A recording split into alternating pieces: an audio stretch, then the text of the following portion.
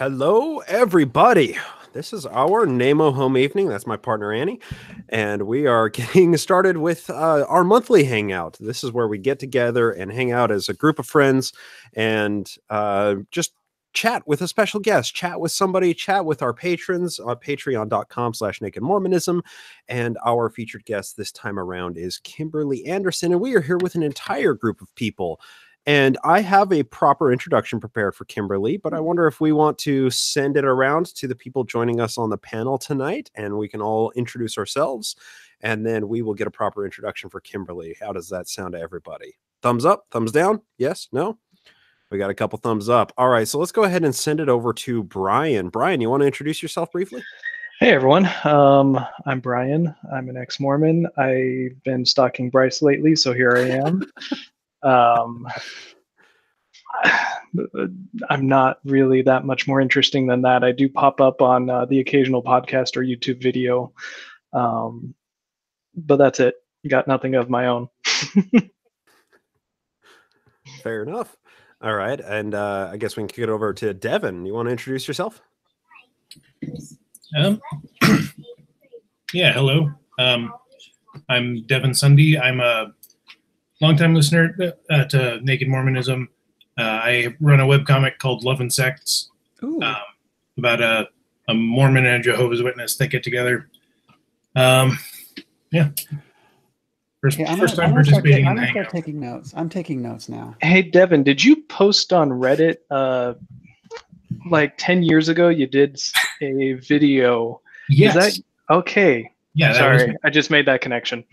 Awesome. What is this video? I'm curious now. Yeah, I got you.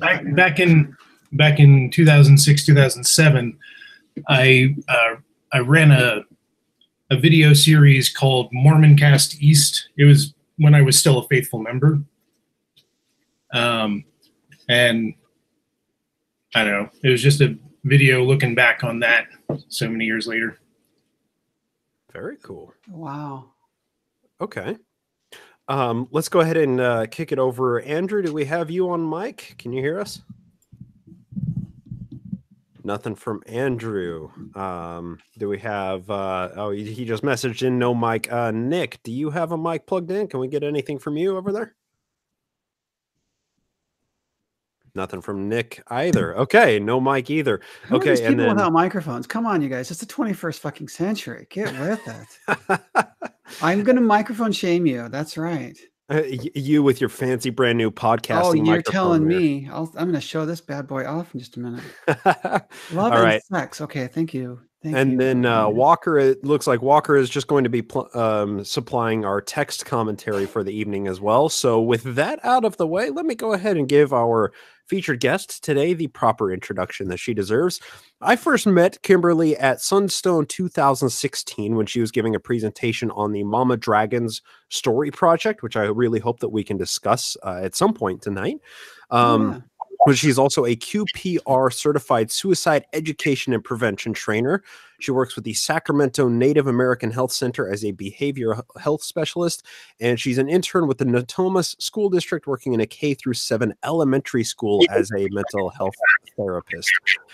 She has also done a 4-part Mormon Stories interview. She's extremely active on Twitter at Kimberly Anderson, and she has some incredibly pithy and exciting commentary on the newest rage-worthy headlines coming out of the Mormon Mill. And she also is now the co-host of the Sunstone Firesides podcast. So with that introduction, Kimberly, thank you so much for joining us tonight. Bryce, thank you so much. This is going to be a blast. And you know, it's funny. Listening to that introduction, it's like, who is this person? She's like doing all this stuff. I want to meet her. Who is this person? Tell us about Exactly. yourself. I would love to learn a little bit more about you tonight. So it's interesting. I've kind of led, I think I'm on like version 7.0 of who I am. Okay. Which is interesting because for years and years, I kind of thought that you only got three chances to invent or to reinvent who you are. And I easily am on version 7. I've had a 30-year career as a commercial and documentary fine art photographer. I taught at the university level as an adjunct and full-time lecturer, teaching photography in Utah and Idaho. I've traveled all over the world as a photojournalist for a news agency from Paris called Sigma Photo News, and did some freelancing for Newsweek magazine in 1992.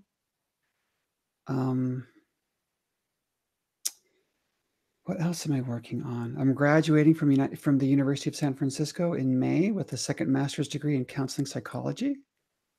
And I'll be working with LGBTQ youth and their parents, particularly as it revolves around Orthodox religion, either staying in it and trying to figure out how that's going to work for the family, or many times their LGBTQ child coming out will instigate a faith crisis, if not an existential crisis. And so they need a lot of help. The queer child does, as well as the parents need a tremendous amount of support when this happens to them. So that's kind of the course of my life moving forward. Let's explore that a little bit, because that's kind of the impetus behind Mama Dragons is, creating that safe space, creating that source where people can come through their child's, transition or their child's realization of their gender or their sexual attractions as a family together. Is that kind of how you got affiliated with Mama Dragons in the first place? So I need to make it clear. These women in the Mama Dragons, I love them dearly. They are some of my best friends. However, that being said, I am not a spokesperson for the Mama Dragons. They have their own president this year. That woman is Wendy Von Sosen. She lives just down the road for me in California. Can I just say that's so very Mormon of you to come on this, and I am not a representative of the organization. Official entity, right? So the only entity that I represent is me. In anything I ever say, I can never speak for the Natomas School District. I can never speak for the Sacramento Native American Health Center. I can never speak for the Mama Dragons. I can never speak for the University of San Francisco. Even though I'm affiliated with all these organizations, I can never speak for them. I'm just one person. Mm-hmm. That being said, I was really taken under the wing of the Mama Dragons during kind of the meaty, well, that's kind of a really weird way to talk about a transition. During the most critical point of my transition from my previous existence as a man and transitioning to living as a woman. I met the Mama Dragons at a really vulnerable point in my life. My marriage was ending. My children were having a really difficult time trying to decide how to relate to me as their parent, as this new person in their life. We were selling our house. I was kind of lost as far as, what I'm going to do next. And in this, 2-year period of that kind of falling apart, the Mama Dragons really held me under their wing and allowed me to kind of fully realize who I was. And I had been transitioning for kind of it was like a slow transition, slowly, like different facets of who I was and where I worked. But really the Mama Dragons showed me that there can be love from parent to queer child. And in some really healthy ways, I kind of viewed them as my own surrogate mothers when I was unable to get any love from my current mother. And so they replaced the need that I had from my mother at the time. And they allowed me to move forward kind of in that really delicate place where a child does need some love and some validation from their parent. And since I was unable to get it from my parents, and it's important to say that I will probably call them my adopted parents at some point, because I was adopted at about 10 weeks of age. Well, that does play into this as well. Anyway, back to Mama Dragons. I met them. They took me under their wing, and I started hearing their stories of their love for their queer children. And I'm thinking to myself, someone needs to be documenting these stories. Someone needs to be writing these down or interviewing them. Somebody needs to be making these photographs of these women so that this is not lost to history. Oh, and Walker, thank you. Throw the Mama Dragons $1. They're doing tremendous and remarkable work, and you can donate to them at mamadragons.org. Mamadragons.org. Anyway,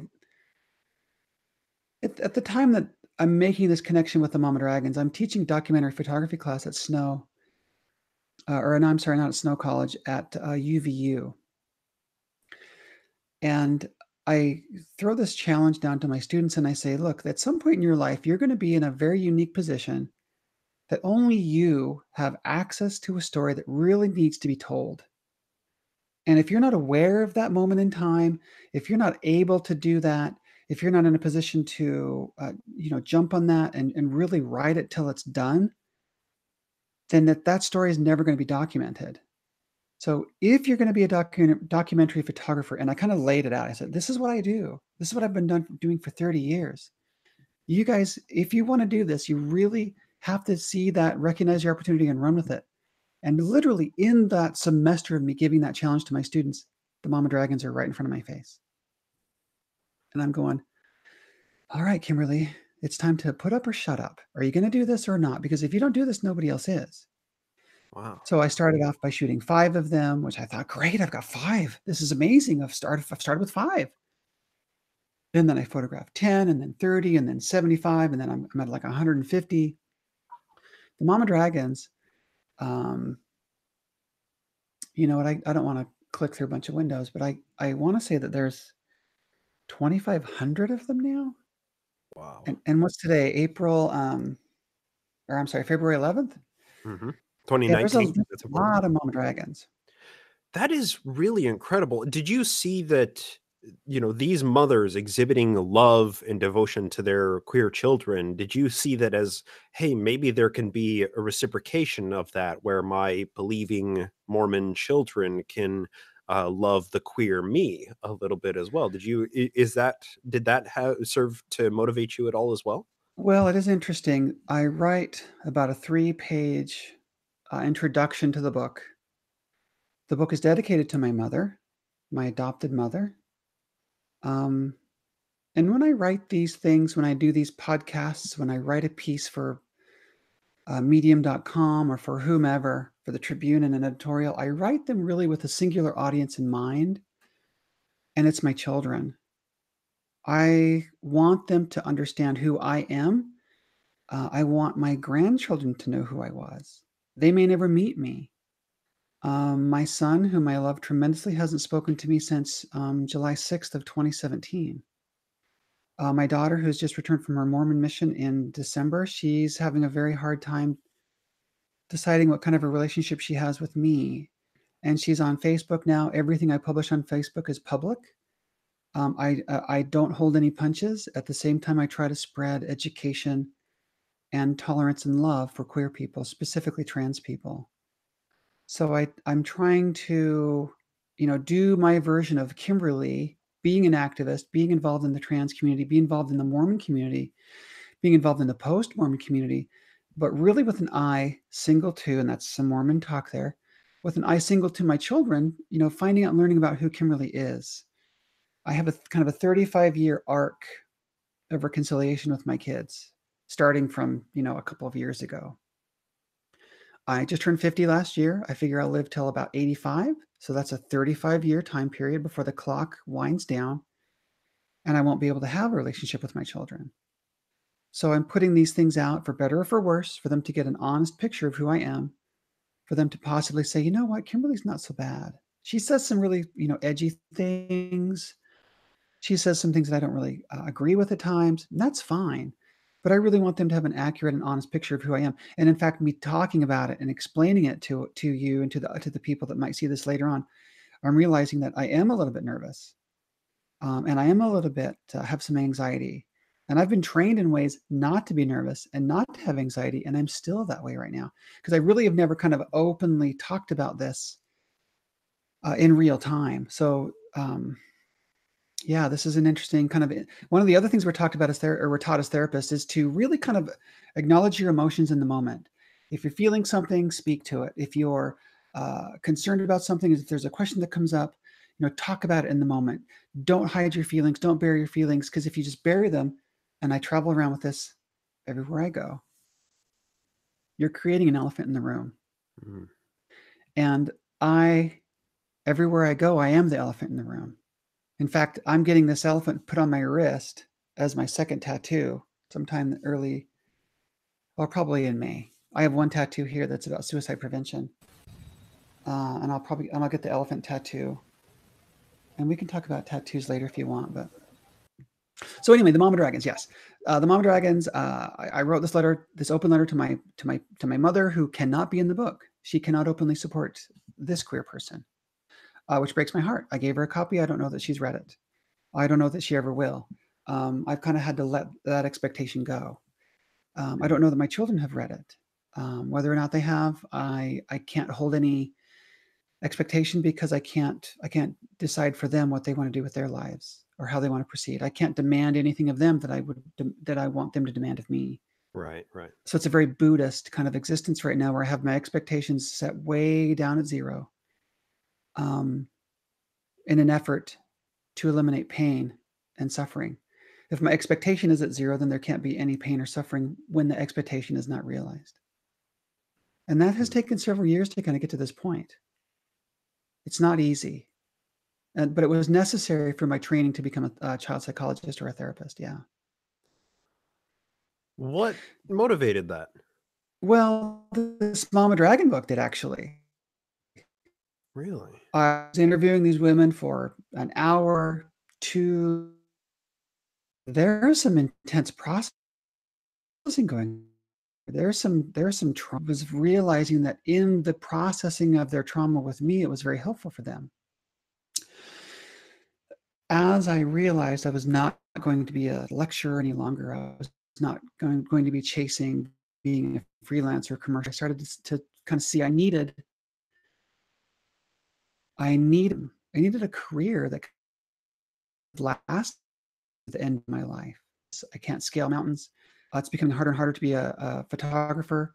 It's becoming harder and harder to be a full-time tenure track lecturer. So I thought, you know what, all those that I've gotten, and I'll mold them into this new existence. And I thought I'll become a therapist. And so I thought, this is kind of grandiose. Who am I that I can share with other people and help, solve some of their problems and make their life a little bit better? Straw poll of a bunch of women that I knew, a bunch of the Mama Dragons.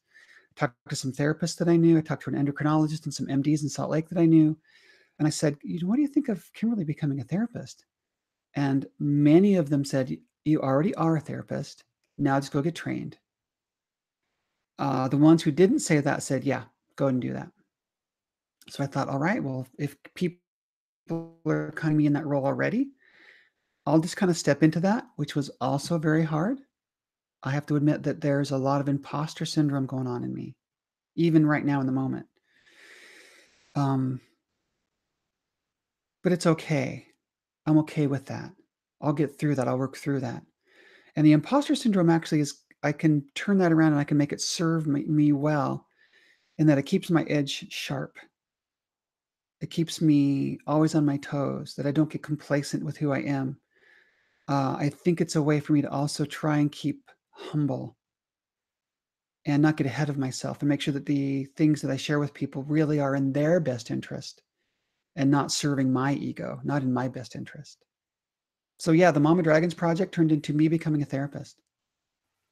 That is absolutely incredible. And I Yeah. also want to mention Walker on the hangout here did just put in the comments section that any donations that go to Mama Dragons during this, hour and a half block that we have, that he's going to match. So if anybody does donate to Mama Dragons during our time here, put it up in the comments on YouTube or in the Google Hangout, and we'll be sure to pass that information on to Walker. And that's a very generous gift, Walker. Thank you. As little of it as small the amount might be, as large as the amount might be, that's a tremendous gift. So thank you. Yes. Let's go on with let's use that as a jump off point to talk about Walker's comment here. They just said the best way to fight the imposter syndrome is to talk about the imposter syndrome. And it sounds like that's something that you've kind of, worked to overcome in this path towards becoming a therapist. Do you want to speak to that at all, Kimberly? Well, I'm always going to challenge the premise of the question. And you speak as if this is something that's already happened. You speak of it as if it's in past tense. Oh, this is an active, ongoing, every day, every moment, every second. Am I really who I think I am? Am I really who I say I am? Both in terms of this new iteration of me as Kimberly, who am I? But also in becoming a therapist, what am I doing? Who am I trying to reach? What is my message? What is my training? Can I get more training? Where are my blind spots? What are my blind spots? Am I engaging in arenas? Am I talking to people that make me uncomfortable? And if it is making me uncomfortable, what can I do to overcome that discomfort? What can I do to fill in those blind spots? What can I do to increase my level of education so that I'm not speaking blindly, so that I'm not an imposter? In the ways that I can acknowledge honestly where I am an imposter, let's chase that. Let's run with it. Let's go and figure out what more information I need so that I'm not an imposter. And not one small thing. I can't be an expert in everything. That's a joke to think that I'm going to be. And I will never be the right therapist for every single person. But in this really kind of special, small little niche that I'm going to inhabit, I am an expert currently, and I will become more of an expert moving forward. Let's talk about that, because you and I did a mic check earlier last week. Yeah. And we started talking about some of the mechanisms that you use in therapy. And one of those was the Socratic method. You and I talked the Socratic method for about an hour. Easily. So walk us through this. Then you step into a therapy session. You're working with somebody who needs to understand something from a different point of view. How do you go about doing that? How do you approach those subjects? All right. So I'm going to challenge anyone who's listening or watching, and I will click through some stuff here because I had it just pulled up the other day. Oh, where is that? Socratic method. Is this the little diagram that you sent over to me? Awesome.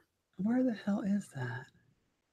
6 Socratic questions. That's what I called it. Awesome. Now, this is not something that I do every single time, but it is, it's funny. When I was teaching, I learned about the Socratic method when I was teaching, and I realized that I teach in a very Socratic way. I'm always answering a question with another question. I'm answering a question with clarification. I'm answering with a question with challenging assumptions. Either it's let's rip apart the semantics before we even begin so that we can start at ground zero with this. Or, let's examine perhaps a logical fallacy that's in place before we even begin. This is a very therapeutic way of working with a client. And we actually did that. Bryce and I did that. And it was a very fun exercise to see, like, literally I'm plucking these questions off of my chart. It's right in front of me. I'm plucking them off of my chart. And as we're going through and as you're asking as you're pushing back, Bryce, it was really fun. So can we just maybe throw, and maybe in the comments, somebody can just pitch out a challenge that they that they would maybe hypothetically address in a therapy session. Or you can throw out one, Bryce. Walker just commented, street epistemology is one form of Socratic method, and that is where not where Brian and I were connected first, but that's where we've spent the most time discussing, is in a comment thread. So you know what, I'm gonna go a little unorthodox here and say, Brian, unorthodox, call on you, Brian. Let's do a little exercise on the spot here. That's right. That's right. Say something that we can tease apart, that we can attack. Let's tease. Oh boy. You really put me on the spot. So something that would happen in a therapy session? No. What? Don't get personal, because this is not therapy. We can't, I'm just saying, that kind of a question or hypothetical. I don't know where we're going. So at your point right now in your life, you had a question a year ago, 5 years ago, 10 years ago that you had a hard time resolving. And that difficult time resolving that question, you had some reasons why it was difficult for you to resolve it. Or if we don't make it about you, we can make it about someone that you know currently that's having a hard time working through something. And it can be anything, whether it's death, grief, loss, transition, it's depression, sadness, suicidality, whatever it is. Yeah, and this is where it's I don't know what I want to talk about live on air either. It's just that we want to make sure that you're safe. We don't want to put you in a compromising position, because that's not the goal here. I'm not entirely sure what we're talking about, but if you want me to jump in, I could try to give Brian some time to think. Hi, everybody. David here. Hey, David. This is David Michael. And just to let everyone know, he for a brief time co-hosted the Quorum podcast and debate, kind of the central point of it, right? Super brief. But that was like the whole premise was like you come at the issue, your co-host came at it from the other side, and then you debate it out and use Socratic method to explore and we tried it, and then we'd flip coins and go the other way. But anyway, apparently, oh, it was too short. We only did 10 episodes. And oh, dang it! I know. Well, maybe we'll reboot it. Who knows if there's interest? But anyway, if we're talking about therapy and what it does, so my son. So this is a anecdote about not me, but my son who's 10 now. He his whole life suffered from GI issues, right? So acid reflux and bad diarrhea, all kinds of stuff. He was on all kinds of medication. And the doctors were worried, so like eventually got to the point where they did a whole scope thing, down in the thing. And they eventually came back and said, yeah, physically there's nothing wrong with him. And maybe he should just talk to somebody, right? So we said, okay. So we set up time with a therapist for him to talk to, and it just turns out he needed like I don't know, mechanisms for dealing with anxiety, and it was amazing, the turnaround. So it was probably within a few months, like off of all his medication, everything was okay. And it was, I don't even know what happened behind the closed door. And you never will if the therapist does their job. No. And that's even times where there were times he came out and she would look at me, his therapist, and say, hey, Roman, you should talk to your dad about that thing you need to talk to him about, and I was like, oh, okay, what are we going to talk about? And it was like, for example, one time we moved and he was really worried about that. He didn't like that. And so and we had a conversation about it, but again, it was I don't know, it was almost, I was shocked, because I know anyone that knows me knows that I'm almost the polar opposite of anxiety. It almost, I don't even know how to get stressed out, like it doesn't matter. Like even at work, like when shit's hitting the fan and clients are mad, I'm just like, guys, calm down. Are you in the bomb squad? Nobody's going to die. Everything's fine. Come on. We'll figure this out.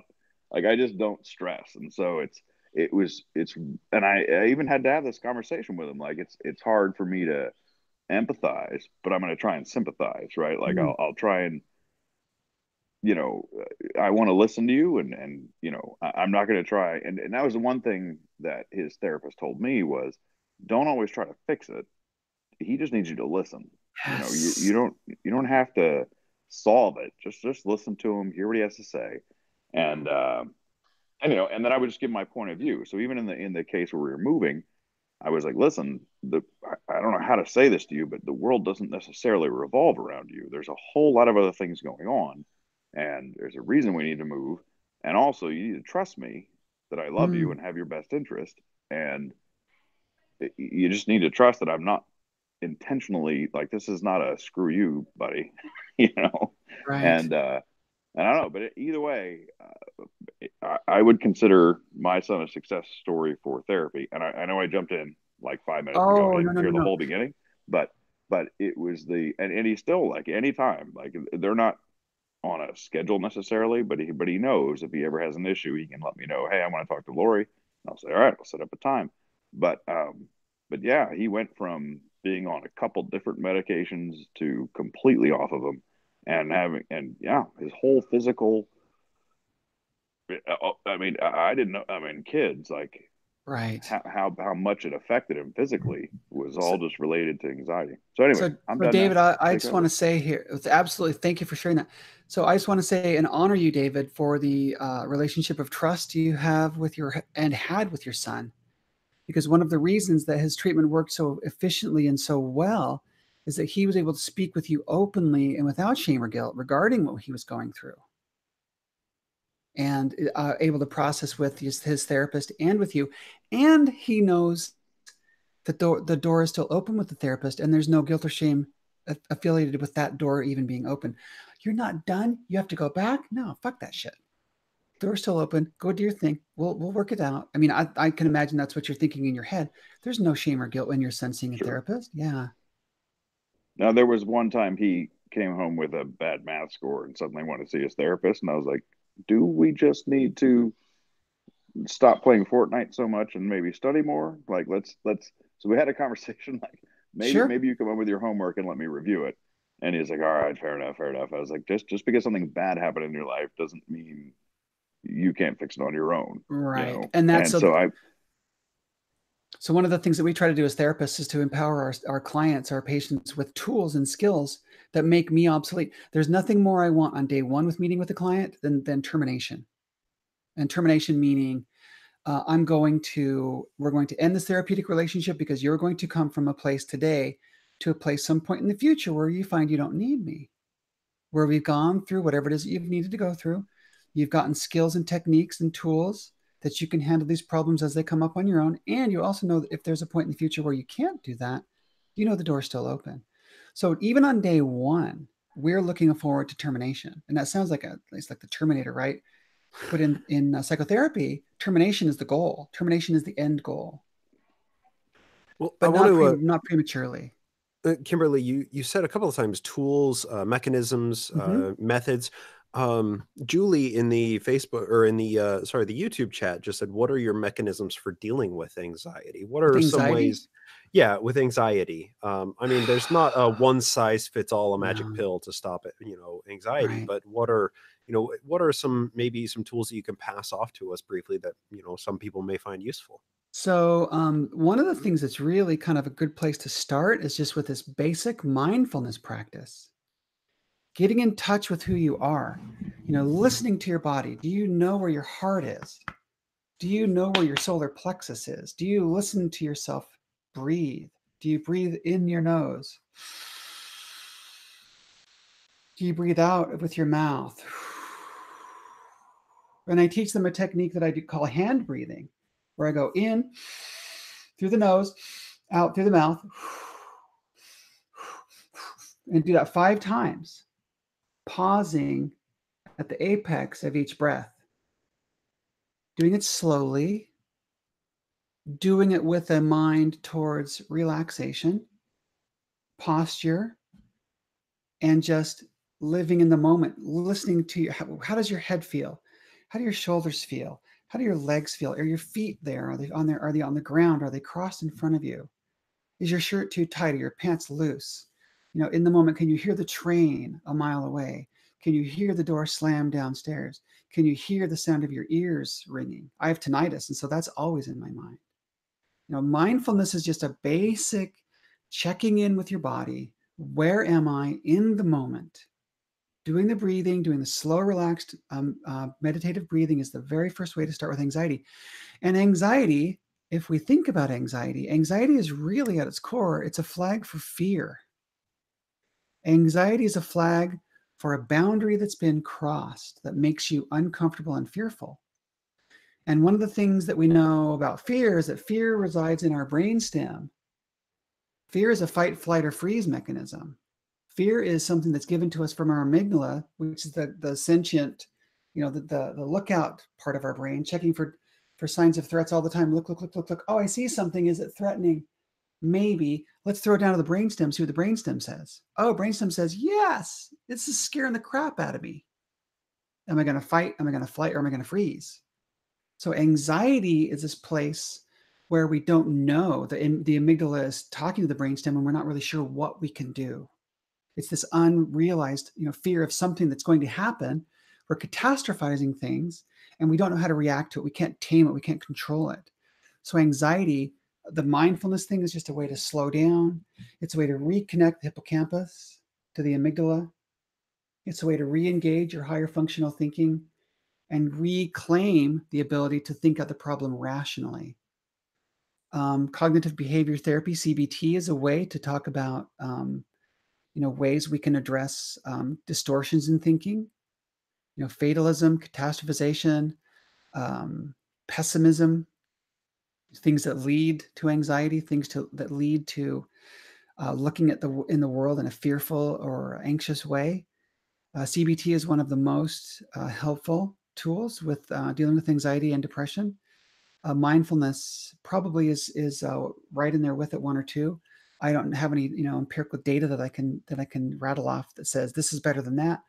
Some people mindfulness works, a mindfulness practice of walking along the river and throwing rocks in the water with deliberate motion.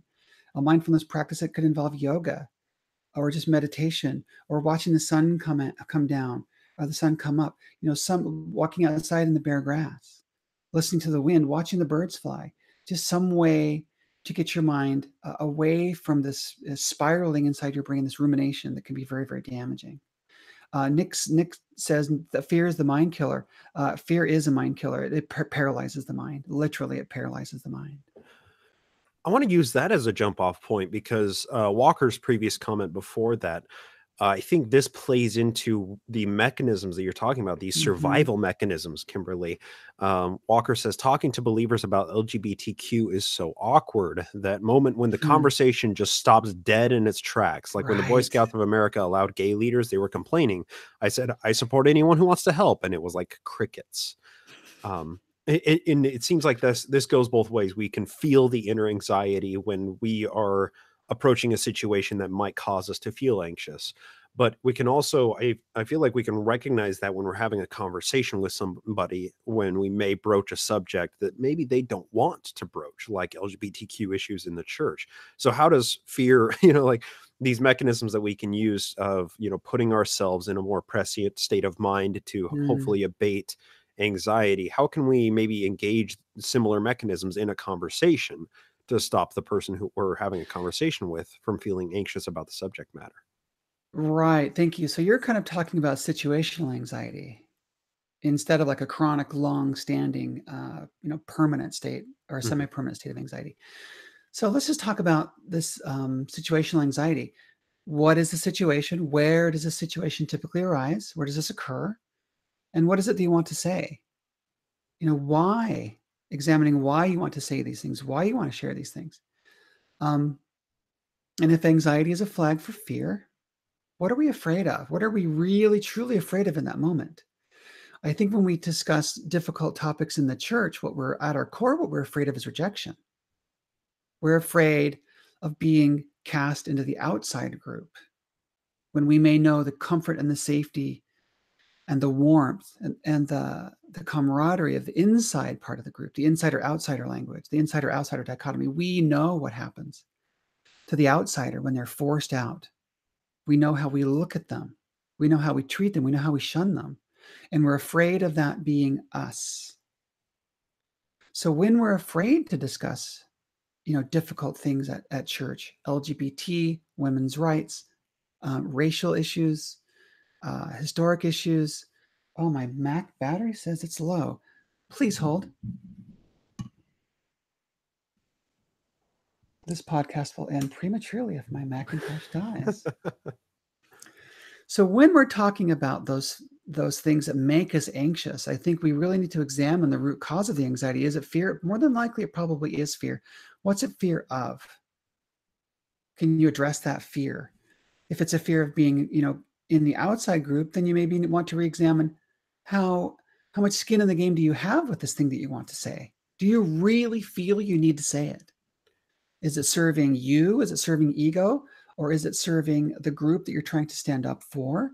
Is it, where's the root cause of this need to share the thing that's causing you anxiety? And if you don't need to share it, then don't share it. If the thing that's causing you anxiety isn't a deal breaker, then don't share it. Just lift that right off your shoulders. I don't need to share this. Therefore, do I need the anxiety? Not really. Well, I don't need to share it, but I'm still anxious. Well, let's talk about that. Now, what are you afraid of? Are you afraid that you didn't share it? Are you afraid of being thought of poorly because you didn't share that thing that you felt so strongly about? It really...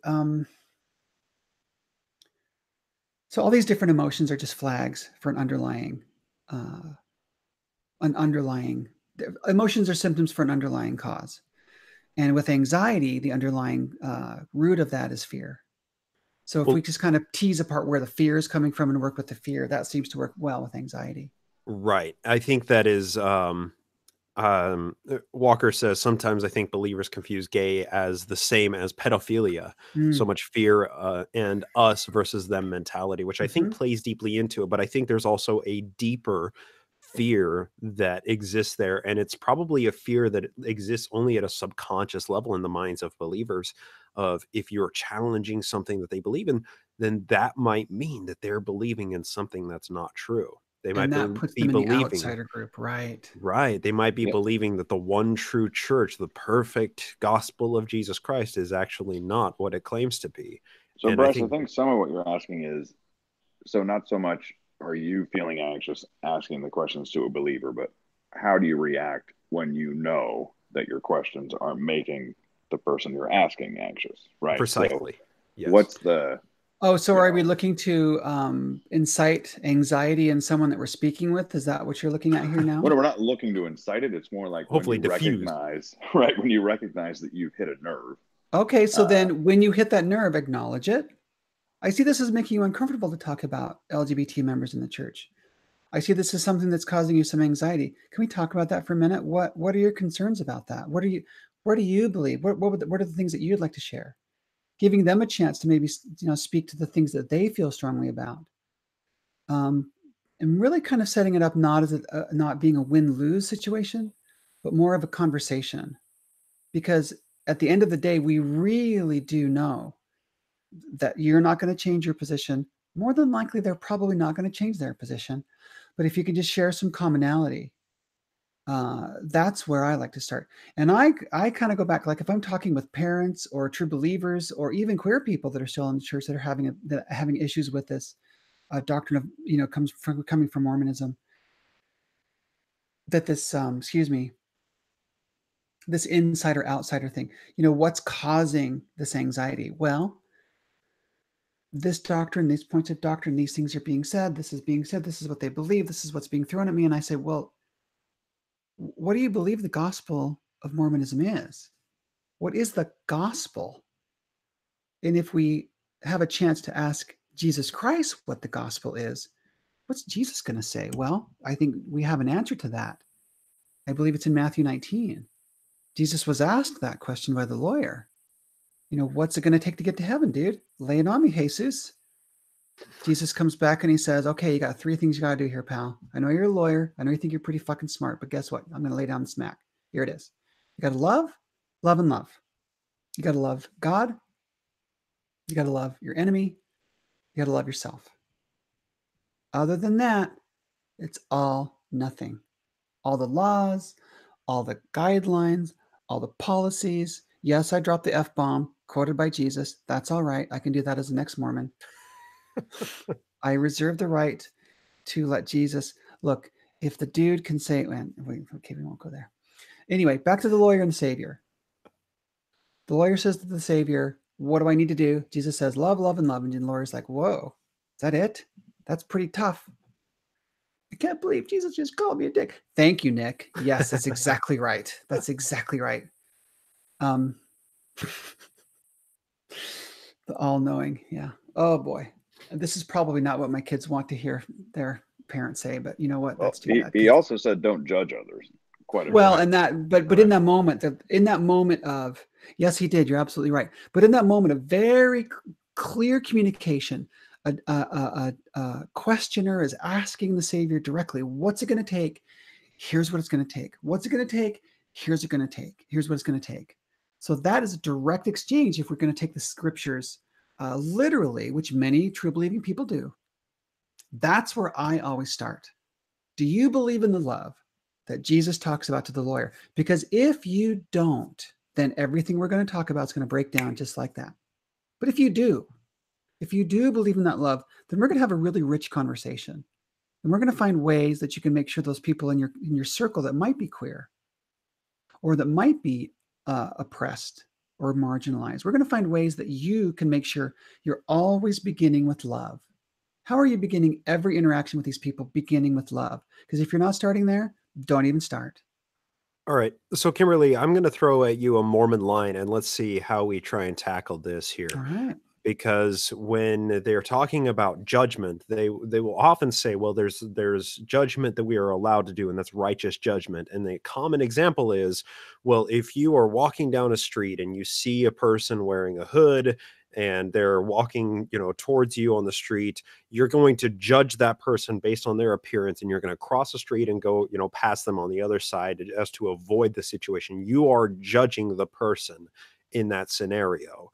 And that's used as a justification that we can judge people's actions. We can judge what people are doing, whether they're getting tattoos or, having a beer with a friend on the weekend, and use that as justification for casting character judgments based on their actions. So how then do we deal with this idea, this nebulous idea of judge not lest ye be judged, and, cast the first stone and whatnot of Jesus's teachings with the beliefs that are perpetuated in the common Mormon psyche?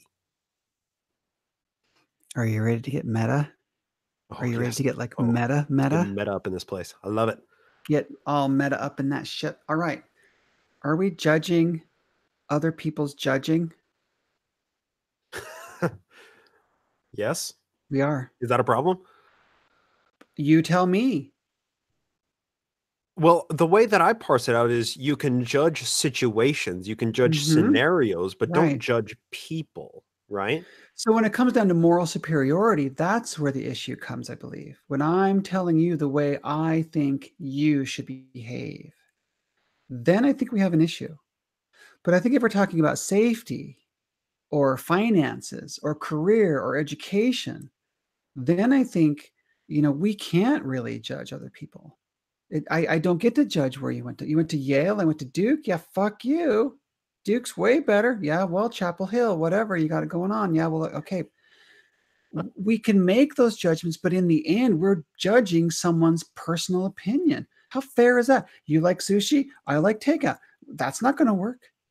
You like chicken? I like steak. How's that going to work? We can't coexist. Well, actually, you can. If you're at a really good barbecue, you can have both. I just don't. I just take. I know I'm kind of being slithery and slimy and kind of sidestepping the question about judgment, but I think that why we need to judge someone. Why are we judging them? Is it for our personal safety? Am I judging where to spend my money? Am I judging where to spend my time? Am I judging who to serve? Or am I judging someone so that I can feel morally superior to that person? Am I judging someone so that I can justify some possibly dubious behavior from my side of the coin? Am I worried about my behavior so much that I need to make sure that your behavior is incorrect so that my behavior is correct? Is that the motivation for the judgment? Or is it a personal safety, personal preference? I like green, you like orange. Great.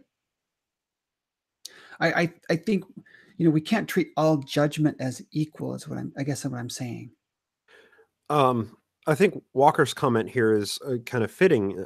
They say peer pressure can be a good thing, like standing up for a woman who's being put down in the workforce, and saying we are better than this. I mean, that's making a judgment call about the collective morality of society, saying that we are better than what is happening right now. Sure. And that's using peer pressure to cast a judgment, but it is still a mechanism to cause people to hopefully be better about something that they're doing wrong. Right. But so this is one of those things with the Socratic method. Is that always the case? Is peer pressure always a good thing? Or can peer pressure be a bad thing? Can we think of any times in Mormonism where peer pressure was a bad thing? I was taught to fear it my entire life. So many of us have been through the temple. And on that very, very first day, we're sitting there, usually on the front row. And there's language that comes up that says, okay, guys, if you don't want to be a part of this, here's your chance to get out. Many of us in that moment are there with family, friends, generational family. Many of us are there because it hinges on some major, major life decisions, usually a mission or marriage. How in the world are you going to make a clarity or a judgment based in any clarity or free of any peer pressure when the entire room is there looking at you, making sure you're going to make the right decision, and based on your training and your education in the church, that your eternal salvation is based on this one singular decision. How can that instance of peer pressure be a healthy thing? I posit that it cannot. Well, let's take a couple more comments, because Julie in the chat says the judgment is peer pressure, in my opinion, and that is, using judgment to say, to say that we are the insiders, we do things this way, they are the outsiders, we're judging them because they do things that way. And then, of course, Walker also adds shame can be a bad thing too. And Yes. Kimberly, you and I have discussed and kind of butted horns a little bit over the term of shame and the idea and the social mechanism of shame. See you cracking your knuckles. Let's dive in. What do you make of this? All right. So shame and guilt, shame and guilt, shame and guilt, shame and guilt. Who doesn't know about shame and guilt? Like peanut butter and jelly, right? Like peas and carrots. That's my Forrest Gump impersonation.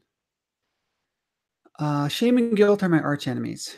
If I could, I would get rid of shame and guilt from off of the face of the earth today. I don't think that they serve a healthy component.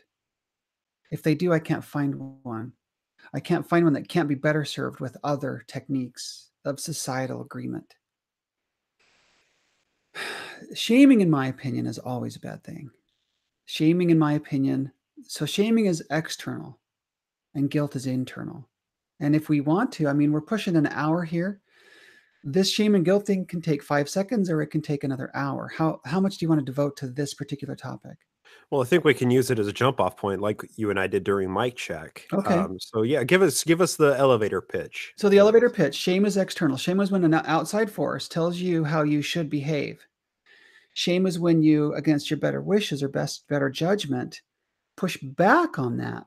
But because of a power dynamic, because of a power imbalance, you can't push back hard enough to overcome the power coming down at you that says you should do this. And then you accept it. That is shame. Guilt is internal. Guilt is when you say, I have a benchmark up here, and I'd like to hit this benchmark. And so you try. Oh, no. Try again. You can do it. Try again. Oh, no. Try again. Oh, not even close. Oh, not even close. Not even close. That gap between your attempt and your expectation, that's guilt. To eliminate guilt, we reevaluate the realism of our goal. Can I run a 4-minute mile? No, probably not. Okay, can I cut back 100 calories of sugar every day? Yeah, probably. Let's do that. Oh, that feels good. Oh, yeah, I can do that. We're alleviating guilt by reestablishing a realistic expectation for ourselves. So shame is external expectation that's thrust upon you in a way that you don't really accept. Guilt is an internal expectation that's set by our own moral compass. Now, if that shaming language is heard often enough, young enough, and by people, individuals, or groups, organizations long enough, that external shame becomes internalized guilt. And it becomes a source of constant unrealistic expectation setting. It's the 31st of the month. I should have done my home teaching on the first day. Well, that's tomorrow. You can let that last month see where this is going. Our internalized shame or internalized guilt from external sources, if it's heard young enough, becomes part of our core value system and we don't even know it. It's also called indoctrination. It's also called identity foreclosure. And those are words you can Google, write down in Google. My personal favorite is identity foreclosure. And that could be another hour-long podcast. So shame is external, guilt is internal. Back to you. So is it okay to jump in, Bryce? Please. Yeah, absolutely. I know I have this habit. I always do this, Bryce, when I jump in. Can't stop myself. But so I think I agree with everything you're saying. But I guess question I have is the problem is that when these pressures come, it's generally from people that love you. So Right. this is when you're a kid and it's your parents, and they honestly think they're doing the right The thing. right They thing. think they're saving your soul or whatever it is, right? That's And called celestial shaming. well, I'm glad you have a title for it. But even when I personally in my life story have you know rejected the theology and have had what I thought were meaningful conversations with my father in particular about, hey, here's where I am, the different questions. And I even I took your advice, believe it or not, with didn't Jesus say just love everybody? Like what why are you saying certain people are just wrong for the way they live? Even when he agreed with me on things, he always, and I would hear him say this to other members of the family, oh, don't worry, David's just searching. He wouldn't be asking these questions if he wasn't searching, and which eventually made me almost give up on the, okay, I'm just going to stop talking. If that's the way it's going to be perceived, then I'm just going to stop, right? But I do accept that if my if my parents believe what they believe and stop trying, then they almost wouldn't love me, right? And so then there's that. I don't know how to describe. I don't know what word that is. Is it shame? Is it guilt? It's I know these people love me and they think that I'm going to burn in hell for eternity. Well, of course they're going to keep trying because that's what they believe. So that's where I always struggle with. So it's neither shame nor guilt if you're pushing back. It's neither shame nor guilt if you recognize it as external or unrealistic. You're just dealing with the situation now. Okay. And I guess we just have to deal. There's no magic answer for that one, I assume. Well, let's apply that also to like the familial context, right? So if you're going to church as a family and one of your kids stops attending, then then it becomes a question of like, oh, what are you doing wrong as a parent to make your kid not want to go to church anymore? There's a lot of implicit cultural shame that is incumbent on the parents themselves that they're going to Right. experience because Your they have a wayward kid who child fell apostatized. away because of mistakes you made as a parent. And You that poor may thing. motivate your parents, David, in having these conversations with you of if they're really looking out for your salvation, they're looking out for what's best for David. There could be some cultural shame that they're experiencing as well. Right, because they don't want your decisions to look badly upon them. No doubt. That's all right. I mean, that's one of the ways that society's fabric kind of holds itself together is we want to do the right thing to make sure that we're not, outside of societal norms. But at the same time, if we're not given that freedom to live our own lives, if we're not giving individuals autonomy, if we're saying that your decisions are the result of my inability to teach you correctly, then that's a lot. That's I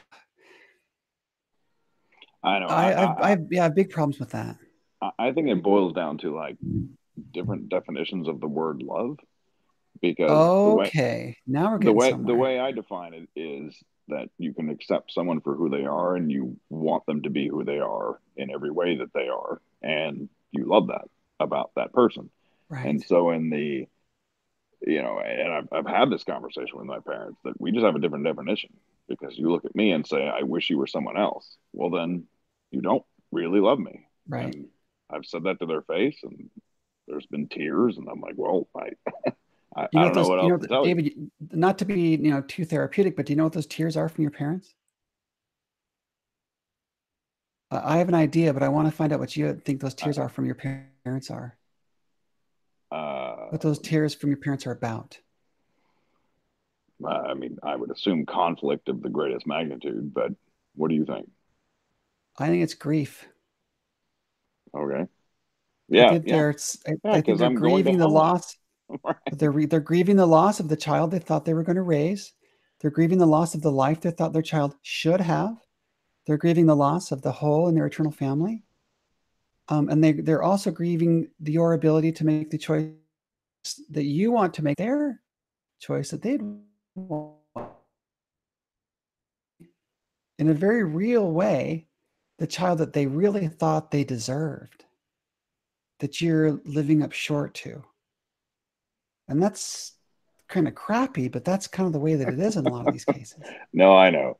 And if nothing else, Does that make any sense, Cord? you know what? I'm a parent now. I've got 2 kids, and by the way, Bryce, 1 on the way. Don't know if you knew that. Congratulations. Congratulations. Yeah, awesome. And yeah, and maybe, you know, having parents like that made me realize that you just need to love your kids for who they are and who they're going to be. And it's not your choice. It's not your, it's, you can guide them, you can give them advice, you can help them. But in the end of the day, they're going to be who they are. And there's no way to know who they're going to be. So that I've learned. I have 2 kids. Well, I feel like I've some raised songs the about exact that same too? way. They are so different in every way, and I raised them exactly the same. And so it's like, oh, okay, you guys are who you are. And speaking of which, it's about time for them to start brushing their teeth. So I'm going to go on mute 2 minutes. Brushed for 2 minutes. Okay. And anything short of 2 minutes is a failure by you as a parent. Just remember that. God, I make them floss and mouthwash and everything. Calm down, see, so that you'll be judged as a good, appropriate parent. And CPS won't come in and take your kids away. Yeah. If they only get a minute 30 and then only floss half their teeth, your kids are going to be taken away and you'll be judged a bad parent. So good job. Wait, that's an option?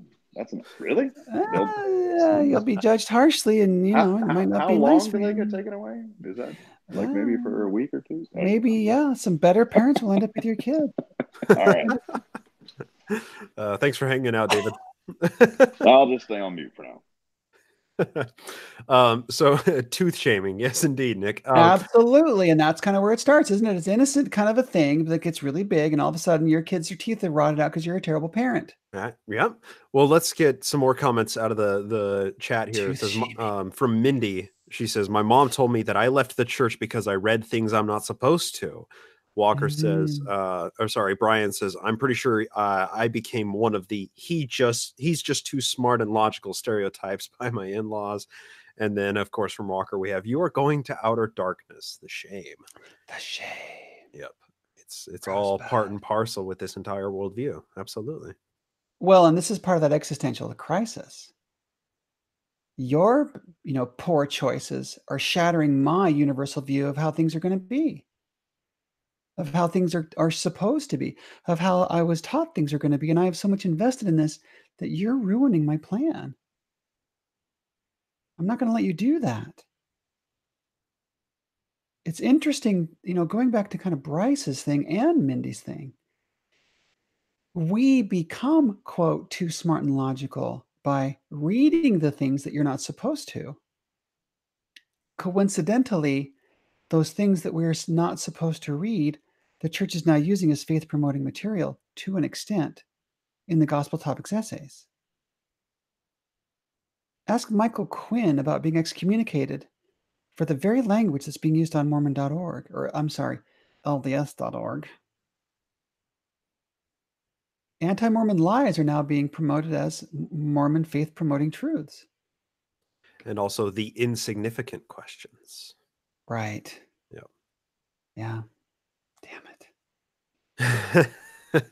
So they're shaming us for reading questions. Secondary questions. Go. Yeah. Exactly, Brian. Yeah. I have a brief comment. So you mentioned at one point talking about taking a step back and say, oh, it seems like you're feeling some kind of an anxiety. This is back when we were talking about asking about talking about LGBTQ issues with Mormon members and how it makes them anxious.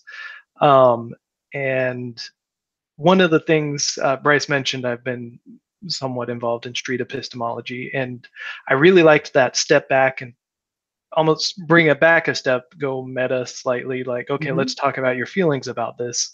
One of my difficulties with doing things like that, and even bringing things to a Socratic questioning level, is having the presence of mind just to think of doing it. And this is probably just an amount of practice, but every conversation you have, you then run through it in your head later, and you're like, oh, I should have switched it at that point.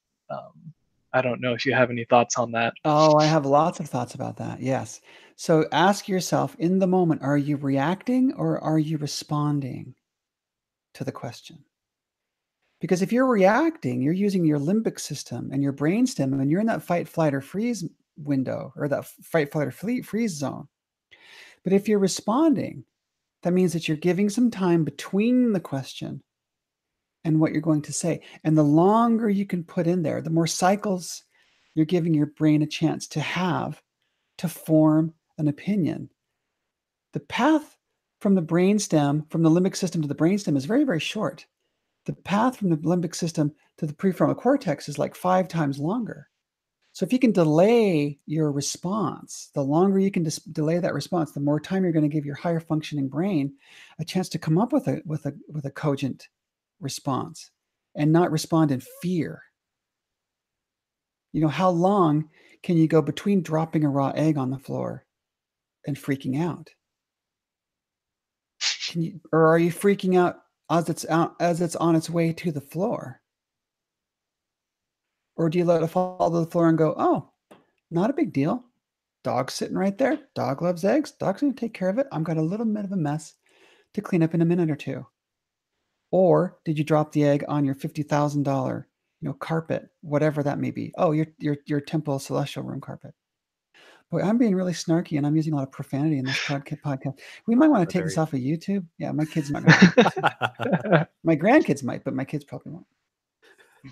But I think the delay between the reaction and the response is super critical. And that is mindfulness. Can you put a pause in there? Or do you feel like you need to get to the next thing you're going to say before your opponent in this battle, before your opponent's even said it? Are you truly listening?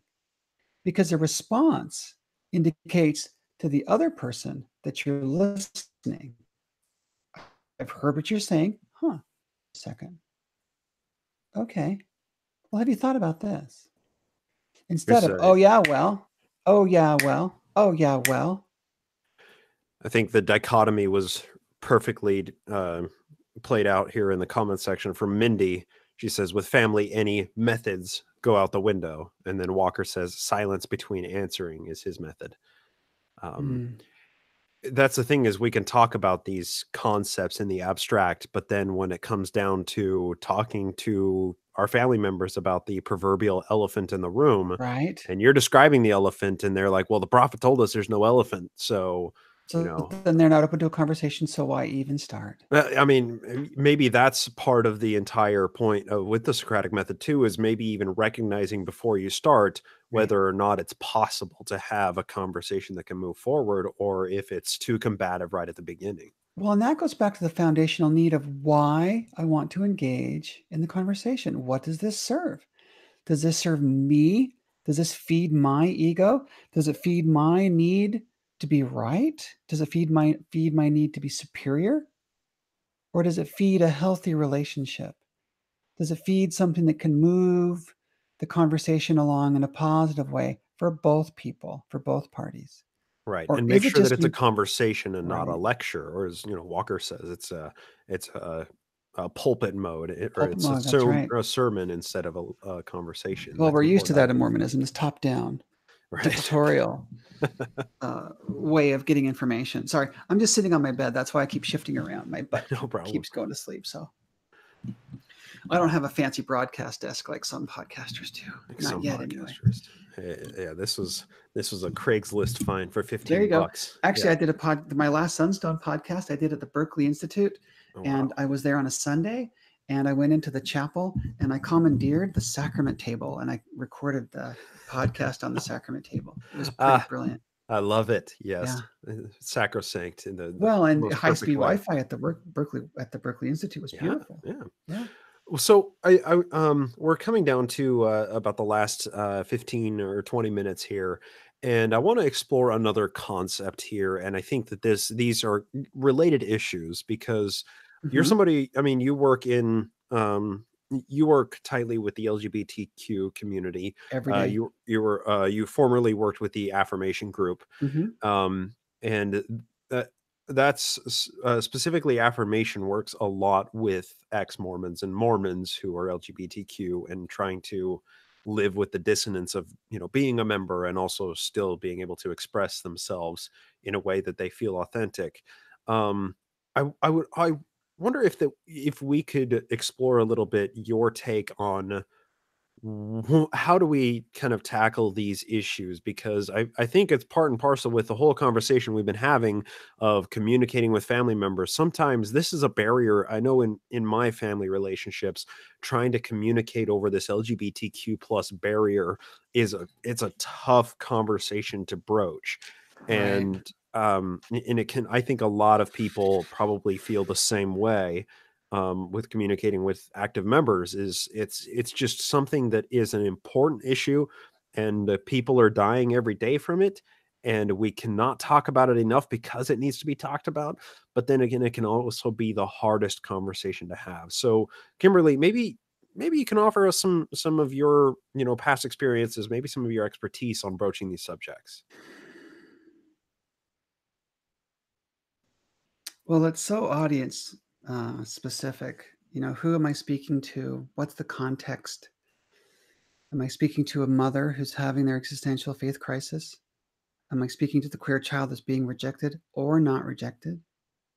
Am I speaking to the queer person that has a healthy, happy, well-adjusted life? Or am I speaking to the queer person that's running out of zeal and hope for life? So many of those things are so situational that's almost impossible to give like any blanket statements. I think it comes back to, you know, this core motivational drive. Is the core motivation love? Is the core motivation service? And if those aren't your driving force, your person you're speaking with is going to know it. They're going to feel like they're being sold something and they're not going to respond well. But if they genuinely feel that you're reaching out with the best of intentions, with only positive regard to this person, and you're not reaching out with shame, you're not reaching out with guilt, you're not reaching out with judgment, but you're reaching out with a true spirit of friendship and love and hope that you can make things better for everyone involved. I think unless you can do that, it's never going to start. It's never going to get off the ground. It's just really super simple. And it goes back to what Jesus said to the lawyer. We got to start with love. I mean, I can be snarky and I can be mad and I can swear and I can be funny and all those things, but I wear this every single day. This is a heart pendant I got at Tiffany's on the way to burying one of my friend's sons that died by suicide. And I've replaced any angel Moroni. I've replaced any crucifix. I've replaced any religious iconography with love. That's what I do. That's where I start every single day. And when I forget that, I have this thing around my neck to remind me that's where I really, really have committed to starting. And I need to remember that. So that's what I do.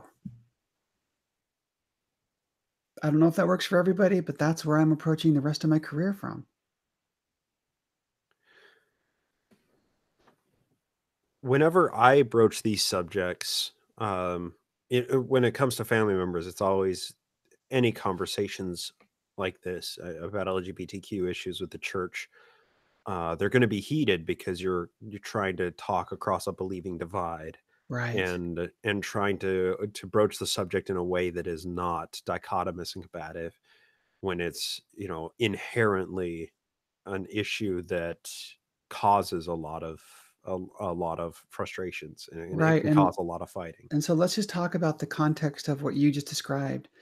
If we're having a conversation in that heated battle, this is my brain model again. Here's my prefrontal cortex. Here's my amygdala. Here's my brainstem. Here's my brain, spinal column. If I'm in that heated moment, the part of my brain that's active is not my higher functioning brain, but it's my fight, flight, or freeze brain, my trauma processing brain. And that's combative. That's the combative part of your brain. When you're in that moment, you can't have a rational conversation because the higher thinking part of your brain literally is offline. So having that calm discussion, having that smooth, easy, slow tone sitting down, finding those common points is in itself an act of mindfulness. It's a mindful practice. And you sit down with these people, and when you talk slowly and when you reaffirm your love and your concern and your real, core reasons for approaching this conversation, you give them time to relax their breathing. You give their heart rate a chance to slow down. You give their prefrontal cortex a chance to reconnect. You calm down the limbic system, and you reduce the stress hormones that are just causing this fight, or freeze or flee. It doesn't matter which one of them's going on, but that person you're talking to that's in that combative mode, the way that you described, they're not in their higher thinking brain. So if you can model that restrained behavior, if you're the one that can demonstrate, this is how I'd like to have the conversation, if you can model that to that person, it will really help them get into a place where they can have that loving, emotive, common discussion. And then sometimes even recognizing when that may not even be a possibility. Julie in the YouTube comments just said, responding to something we said earlier, I've begun to just leave the elephant alone with family, because that almost seems like it's a survival mechanism engaging for Julie, where she knows that these situations, these conversations can be, confrontational, and it's much easier just to flight. Much easier to just get away and not deal with the elephant in the room. But then I'm also on a personal level, like when that happens, like when there's an elephant in the room, I want to talk about it, especially when that elephant is killing kids every day, right? And there are enough people in my close circle of friends who are LGBTQ plus, who have experienced so much pain and trauma because of bigoted practices, bigoted teachings by the church. And I feel like if I don't have those fights if I don't have those, I shouldn't say fights, if I don't have those conversations at the micro level, then no change will ever happen at the macro level.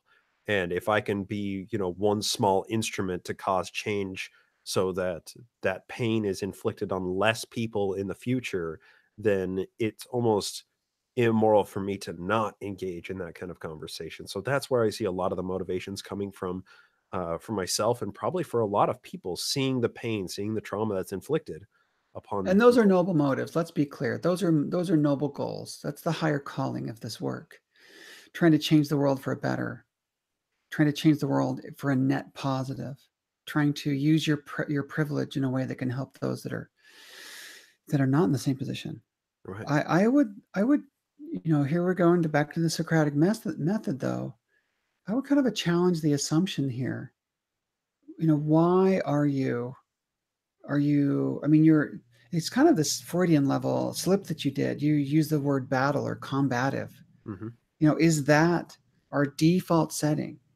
Is our default setting in street epistemology, is it a debate?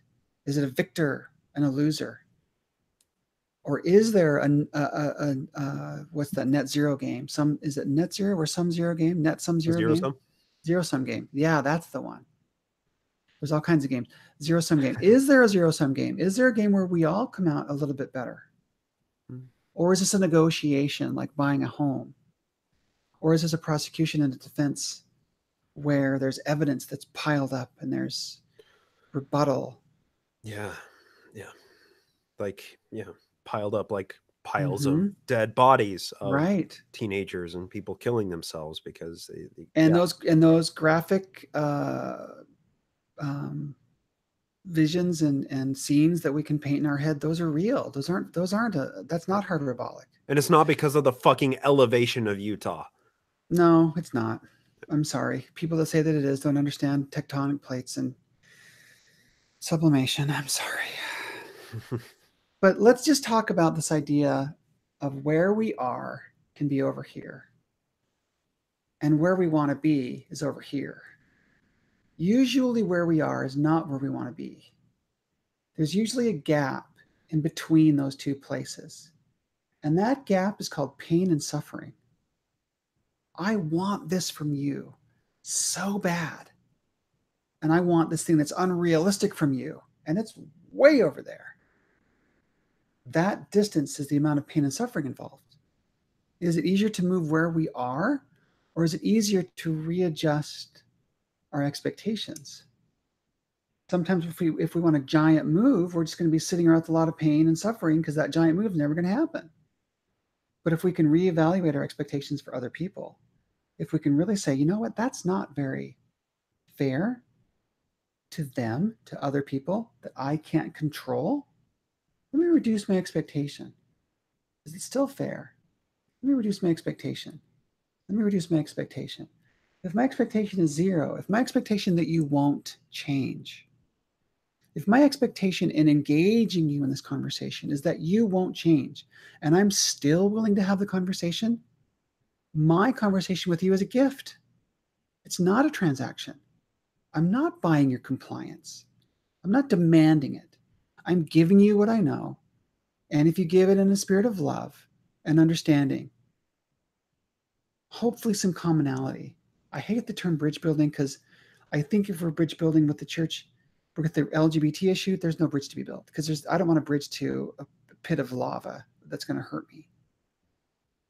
But if I go into that conversation where I don't demand any movement from you, but I can have a calm, rational, thinking, loving conversation, and everything I share with you is a gift, and I don't demand a visual or a verbal or an emotional shift in you, that's one way we can signal to other people that it truly is a gift and that my core motivation is love. That's what I do. That's what I suggest works. I think that's a wise way to approach conversations, and not a way that most of us are able to approach conversations, but that provides a tool for me that I would like to try to use moving forward. And I want to thank you for that, Kimberly. Oh, you're welcome. Let me know how it works. Absolutely. I don't consider it a grand experiment because it was worked time and time again for many thousands, millions of people. Right, it works for me every day. What I do, my job as a therapist, is not to convince you that my way is right, but my way is to challenge assumptions, to not settle for the status quo, but to work with you to find a solution for a problem that you decide is a challenge for you. I don't set up your problems for you. I don't meet with you and assess you and say, okay, these are the things that you're going to work on and we're going to fix you and you're going to do it my way. No, that's not how therapy works. Kimberly, we're running pretty close to our usual ending time here, but I feel like there's one point of your expertise that we would be remiss to not address. Ooh, and okay. give me a second to set this up here. Sure. I'll take a drink. I really hope that none of us are ever in this situation, but this is something that you work in, and some of us may have been in this situation. We may have found ourselves in this situation on either side of this conversation, this transaction. And this is something that you work in every single day, and that's suicide prevention. Yep. And I wonder if there is somebody that we are communicating with that we pick up signals that they are in crisis mode, that they are truly in suicide crisis mode, and it doesn't, we're engaged in a conversation where we feel like we're talking to somebody who may hurt themselves. What are some tools, what are some methods that we can use to keep them hanging in there before, to the point that they can get some real help? Because I know that's what you work in. And, if we don't use your expertise in this, then that's a tool that we could have taken away from this conversation that I don't want to leave this conversation without. Sure. Thank you. So it's 7:28. Do we want to do 2 minutes, 4 minutes, 5 minutes? I would say as long as you feel like will educate us properly to be able to use a mechanism should we find ourselves in this situation. Oh, okay. Well, the QPR training takes between 60 and 90 minutes, and I don't think we want to do that, but I can give you the skeleton of how that works. Yes, please.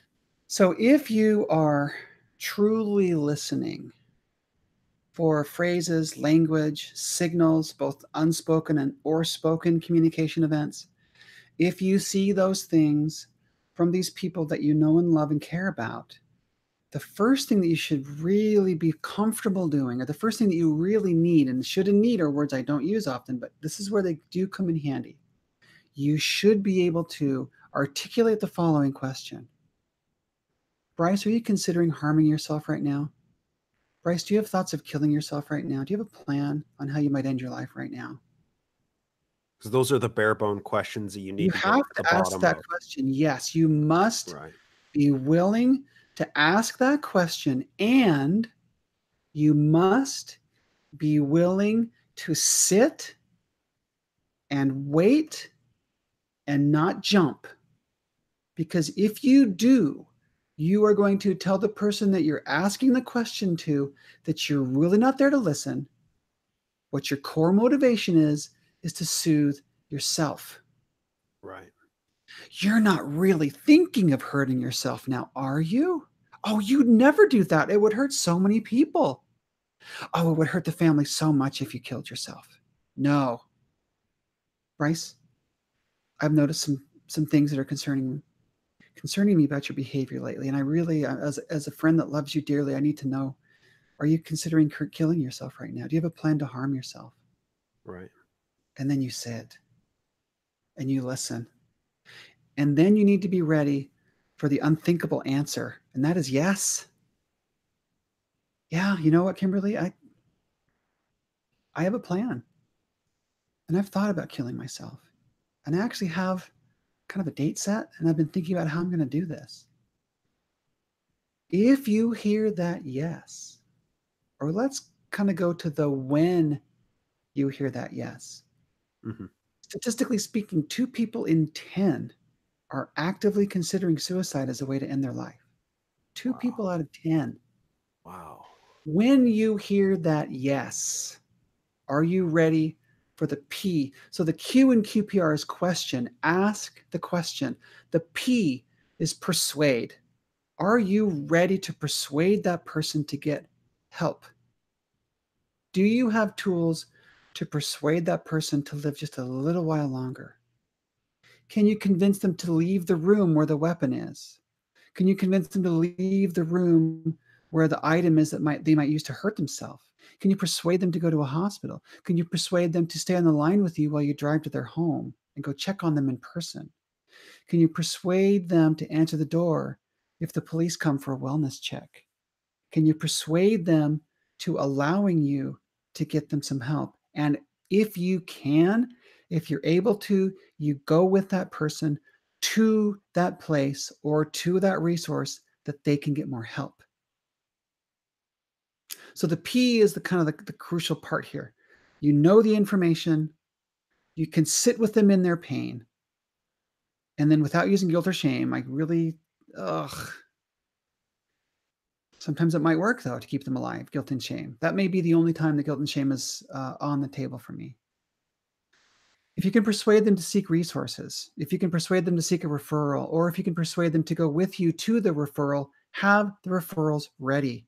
The R in QPR stands for refer. Do you have sources? Do you have a list of resources that you can give to that person in crisis mode? Well, I know an inpatient facility that can assess you.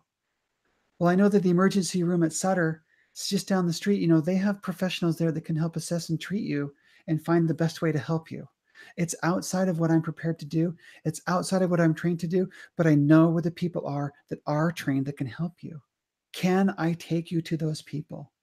Let's go do that together. Now you're invested. Now they see that you care, and now they're getting a signal from you that you really want them to live. And there's a sense of camaraderie, tackling the problem together. They know they're not alone. Can we do this? They know they're not alone, and they know that you're willing to sit with them in their pain, and you're not going to try and solve it for them. Well, if only. Well, what you should do, or if you only think about it like this, or the very worst one, at least it's not. Yeah. And don't use that, because that's bullshit. You sit with them and their stuff, and you be ready to hear that unthinkable answer. And when you hear it, you sit with them a little bit longer and you cry with them and you say, I'm sorry, life is hard. Please, please, please don't use the phrase, it gets better. because they may not be able to see that it gets better in their depressed state. Right. They may be in a place where their brain won't allow them to consider that it gets better. Don't say it gets better, because for them, they may have been thinking that for years, and they may know it's a lie. Just sit with them. I'm so sorry that you're faced with this challenge.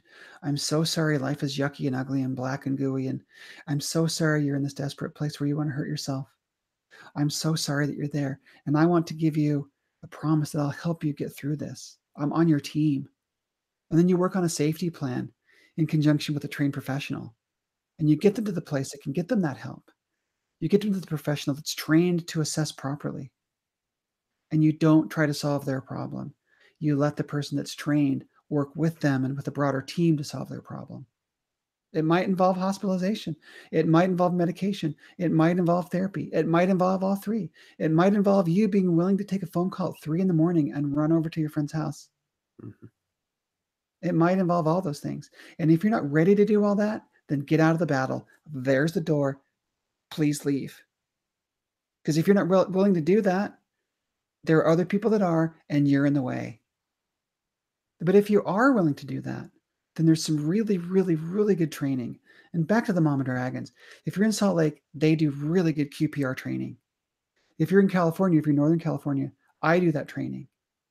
If you're not in a place where you know somebody that does QPR training, look at qpr.org. They'll hook you up with a trainer. There's videos on YouTube about it.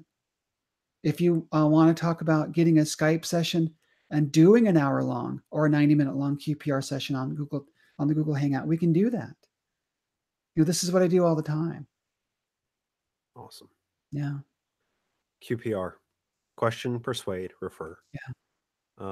And at least familiarize yourself with the resources. Have them on hand, needs be.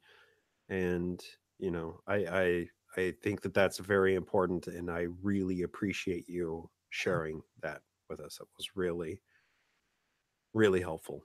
Thank you. I'm glad that you asked. Walker just put in the comments, again, don't forget I'll match any donations, so please throw some money towards Mama Dragons. It's mamadragons.org. Thank you. Thank you, Walker. It's a really good organization, and they do, like you said, Kimberly, QPR, they try to build the bridges that you decried earlier, building a bridge into a lava pit, but they build bridges where they need to be built. They provide resources to people who have no resources, who have no sources of information that they can trust. Mama Dragons is an awesome organization. And of course, Kimberly, I really do want to thank you so much for spending so much time with us tonight. If there's anyone in the call who has any closing thoughts that they would like to, give Kimberly or put up on the thread, you're more than welcome to. But of course, I do, while people are thinking of those and putting messages in, unmuting their microphones and whatnot, Kimberly, I want to give you a chance to plug where people can find you. If people want to find you online, on your podcast, where can people find you? Probably the resource that's the most underused right now is just the stories from the Mama Dragons. We created this resource called the Mama Dragon Story Project. And there's actually a Facebook page that has about 75 of those stories and those portraits on it. If you did a Google or a Facebook search for Mama Dragon Story Project, you'd find my page. And you can use those stories as a resource. You can find that essay that I wrote to my mother. You can use those. You can share those stories individually, or you can refer people to that entire Facebook page. There's also a link. If people like a printed book, we have a small selection of them, about 20 of the moms that we did. We actually did a small printed book, and you can order those on magcloud.com. I was challenged early on in the project to make the resource free. And the egotistical photographer that wants to be artistically recognized pushed back on that for a long time. And I was a friend of mine, Michelle Dunmarsh. She's a photographic educator in Seattle. She said, what are you doing this for? You're doing this for you, or are you doing this for them? If you're doing it for them, make it free. If you're doing it for you, charge a lot of money. And so that was a big ego check. So use those stories. They're there to be used and to be shared. That's the best way you can find the work that changed my life dramatically. If people want to find me, everything I publish on Facebook is public. Kimberly Anderson, there's a gazillion of them, which is both a blessing and a curse. Odds are, if you're listening to this podcast, you probably can look up Bryce's name. It's going to be much easier to find. And we are friends on Facebook. I'm also on Twitter. On Twitter, it's Kimberly. Oh, geez, what's my Twitter thing? Well, I'm on Twitter. I'm also on the Reddit, the ex-Mormon subreddit. And I hesitate to give my phone number out on a YouTube video, but I know in Reddit, and often I will post my personal cell phone number for people to reach out to me if they're in crisis during let's say, general conference weekend or a Christmas holiday time when suicidal ideation is extremely high with LGBT people. I do make myself available to the general public, which is putting me at risk and takes a lot of time, but I'm happy to do it. It's my nobler cause now. And that sounds very, it sounds like it's full of bullshittery and ego, but that's just what I'm doing now. If I can help people, that I'm willing to do that. Fantastic. And your Twitter handle is Kimberly, Kimberly Anderson, Andrsn. So Anderson with no vowels. Kimberly Anderson. Thank you. So fantastic. Once again, thank you. You had a bunch of people in the comments say thank you. Thank you for sharing great information. This has been a very helpful night. It's a really good conversation. I hope everyone has enjoyed it as much as I've enjoyed learning from you. You're an absolute font of knowledge and of crucial knowledge that we should all at least, have at least some of in our back pocket at all times. So for sharing and for being so open and for even throwing in a couple of fucks. Thanks so much, Kimberly. Thanks so much for being with. Yeah, absolutely. Well, and thank you, Bryce. I do have a lot of fucks to give because I care a lot about these queer kids. I care a lot about their queer kids' moms and dads and families because often the queer kids have queer parents that are closeted, like I was for a long, long time. Mm. So, we keep each other alive in this really intricate dance and this network of love and caring, and just hopefully we can help each other move along in a happy, productive way. That's really all I care about moving forward. So I do appreciate the time and the chance to share some things about my life story and some tools and techniques and some information that hopefully can help people moving forward. I really appreciate the time, Bryce. I really do. Likewise. And we will hope to have you on in the future, and maybe we can do a mini, informal QPR training session or something to that effect. I think that could be very helpful as well. So look forward to having you on at some point in the future as well. Anytime, Bryce. Yeah. And thank you, everybody, for joining us on the panel, for joining us in the YouTube comments section, and for listening to this in the backlogs later. Thank you all so much for joining, and thank you for our Patreon supporters who support the show at patreon.com/nakedmormonism. Take care, everybody. Have a good night.